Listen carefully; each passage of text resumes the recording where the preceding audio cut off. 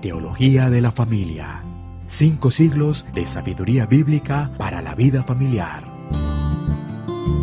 Este programa es extraído del libro Una teología de la familia, publicado por Chapel Library en colaboración con Publicaciones Aquila y el Centro Nacional para la Integración de Familias e Iglesias. Le invitamos a escuchar el programa de hoy. Culto familiar. Arthur Pink. Existen algunas ordenanzas y medios de gracia exteriores que son muy importantes y están claramente implícitos en la palabra de Dios, pero para los cuales tenemos, si acaso, algunos preceptos claros y positivos que nos ayuden a ponerlos en práctica. Más bien, nos limitamos a recogerlos del ejemplo de hombres santos y de diversas circunstancias secundarias. Se logra un fin importante por este medio, y es así que se prueba el estado de nuestro corazón.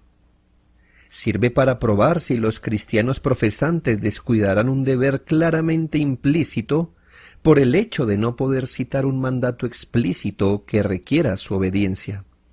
Así, se descubre el verdadero estado de nuestra mente y se hace manifiesto si tenemos o no un amor ardiente por Dios y por servirle. Esto se aplica tanto a la adoración pública como a la familiar. No obstante, no es difícil dar prueba de la obligación de ser devotos en el hogar. Considere primero el ejemplo de Abraham, el padre de los fieles y el amigo de Dios. Fue por su devoción a Dios en su hogar que recibió la bendición de: porque yo lo he conocido, sé que mandará a sus hijos y a su casa después de sí que guarden el camino de Jehová, haciendo justicia y juicio. El patriarca es elogiado aquí por instruir a sus hijos y siervos en el más importante de sus deberes, el camino del Señor, la verdad acerca de su gloriosa persona, su derecho indiscutible sobre nosotros, lo que requiere de nosotros. Note bien las palabras: sé que mandará, es decir, que usaría la autoridad que Dios le había dado como padre y cabeza de su hogar para hacer cumplir en él los deberes relacionados con la devoción a Dios. Abraham también oraba a la vez que enseñaba a su familia. Dondequiera que levantaba su tienda, edificaba allí un altar a Jehová. Ahora bien, preguntémonos, ¿somos linaje de Abraham si no hacemos las obras de Abraham y descuidamos el serio deber del culto familiar? El ejemplo de otros hombres santos es similar al de Abraham. Considere la devoción que refleja la determinación de Josué, quien declaró a Israel: yo y mi casa serviremos a Jehová. No dejó que la posición de honor que ocupaba, ni las obligaciones públicas que lo presionaban, lo distrajeran de procurar el bienestar de su familia. También, cuando David llevó el arca de Dios a Jerusalén con gozo y gratitud, después de cumplir sus obligaciones públicas, volvió para bendecir a su casa. Además de estos importantes ejemplos, podemos citar los casos de Job y Daniel, limitándonos a solo uno en el Nuevo Testamento. Pensamos en la historia de Timoteo, quien se crió en un hogar piadoso. Pablo le hizo recordar la fe no fingida que había en él y agregó: la cual habitó primero en tu abuela Loida y en tu madre Eunice. Confirme en 2 Timoteo 1:5. Con razón pudo decir enseguida que desde la niñez ha sabido las sagradas escrituras. Por otra parte, podemos observar las terribles amenazas pronunciadas contra los que descuidan este deber. Nos preguntamos cuántos de nuestros lectores han reflexionado seriamente sobre estas palabras impresionantes de Jeremías 10:25. Derrama tu enojo sobre las gentes que no te conocen y sobre las naciones que no invocan tu nombre. Qué tremendamente serio es saber que las familias que no oran son consideradas aquí iguales a los paganos que no conocen al Señor. ¿Esto nos sorprende? Pues hay muchas familias paganas que se juntan para adorar a sus dioses falsos. ¿Y no es esto causa de vergüenza para los cristianos profesantes? Observe también que Jeremías 10:25 registra imprecaciones terribles sobre ambas por igual. Derrama tu enojo sobre las gentes que no te conocen y sobre las naciones que no invocan tu nombre. Con cuánta claridad nos hablan estas palabras. No basta que oremos como individuos en nuestra cámara. Se requiere que también honremos a Dios en nuestras familias. 2 veces al día como mínimo. De mañana y de noche, toda la familia debe reunirse para arrodillarse ante el Señor. Padres e hijos, amo y siervo, para confesar sus pecados, para agradecer las misericordias de Dios, para buscar su ayuda y bendición. No debemos permitir que nada interfiera con este deber. Todos los demás quehaceres domésticos deben supeditarse a él. La cabeza del hogar es el que debe dirigir el tiempo devocional, pero si está ausente o gravemente enfermo o es inconverso, entonces la esposa tomará su lugar. Bajo ninguna circunstancia ha de omitirse el culto familiar. Si queremos disfrutar de las bendiciones de Dios sobre nuestra familia, entonces reúnase sus integrantes diariamente para alabar y orar al Señor. Honraré a los que me honran, es su promesa. Un antiguo escritor dijo: una familia sin oración es como una casa sin techo, abierta y expuesta a todas las tormentas del cielo. Todas nuestras comodidades domésticas y las misericordias temporales que tenemos proceden del amor y la bondad del Señor, y lo mejor que podemos hacer para corresponderle es reconocer con agradecimiento, juntos, su bondad para con nosotros como familia. Las excusas para no cumplir este sagrado deber son inútiles y carecen de valor. ¿De qué nos valdrá decir, cuando rindamos cuentas ante Dios por la mayordomía de nuestra familia, que no teníamos tiempo, ya que trabajábamos sin parar desde la mañana hasta la noche?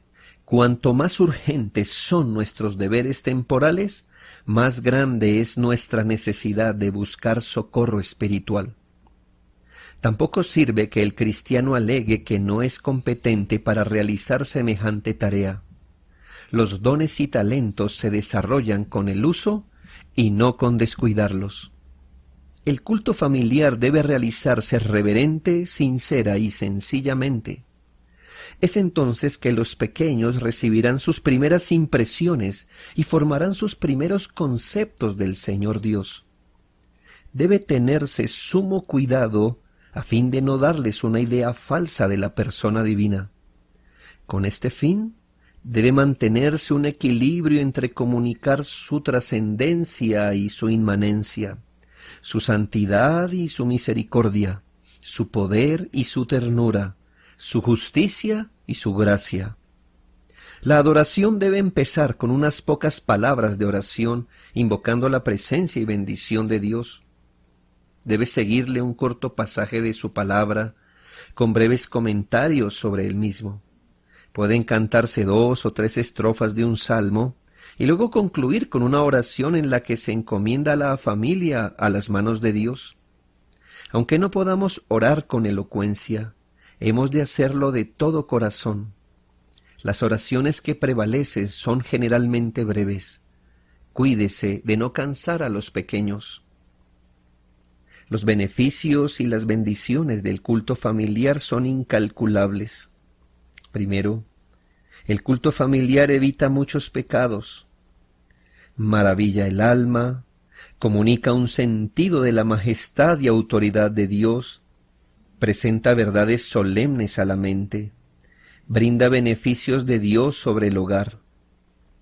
La devoción personal en el hogar es un medio muy influyente bajo Dios para comunicar devoción a los pequeños.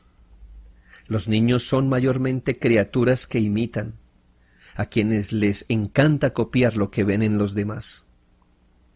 Salmo 78, 5 al 7 dice: Él estableció testimonio en Jacob y puso ley en Israel, la cual mandó a nuestros padres que la notificasen a sus hijos, para que lo sepa la generación venidera, los hijos que nacerán y los que se levantarán lo cuenten a sus hijos, a fin de que pongan en Dios su confianza y no se olviden de las obras de Dios, que guarden sus mandamientos. Cuánto de la terrible condición moral y espiritual de las masas en la actualidad puede adjudicarse al descuido de este deber por parte de los padres de familia. ¿Cómo pueden los que descuidan la adoración a Dios en su familia pretender hallar la paz y el bienestar en el seno de su hogar? La oración cotidiana en el hogar es un medio bendito de gracia para disipar esas pasiones dolorosas a las cuales está sujeta nuestra naturaleza común. Por último, la oración familiar nos premia con la presencia y la bendición del Señor. Contamos con una promesa de su presencia que se aplica muy apropiadamente a este deber. Vea Mateo 18, 19 y 20. Muchos han encontrado en el culto familiar aquella ayuda y comunión con Dios que anhelaban y que no habían logrado en la oración privada. Terminamos este programa con la siguiente frase de Charles Spurgeon: deseamos profundamente un avivamiento de la religión doméstica. La familia cristiana era el baluarte de la piedad en la época de los puritanos. Sin embargo, en estos tiempos malos, centenares de familias de pretendidos cristianos no tienen adoración familiar, no tienen control sobre los hijos en edad de crecimiento ni instrucción, ni disciplinas saludables. ¿Cómo podemos esperar ver avanzar el reino de nuestro Señor cuando sus propios discípulos no les enseñan su evangelio a sus hijos? Este material fue publicado originalmente en inglés bajo el título de A Theology of the Family, publicado por Chapel Library, en colaboración con publicaciones Aquila y el Centro Nacional para la Integración de Familias e Iglesias. Si desea una copia digital de este material o el permiso para usar los audios en páginas web o emisoras, por favor comuníquese a Chapel Library, www.chapellibrary.org o a Centro Nacional para la Integración de Familias e Iglesias, www.ncfic.org o publicaciones Aquila, www.cristianismoits.com.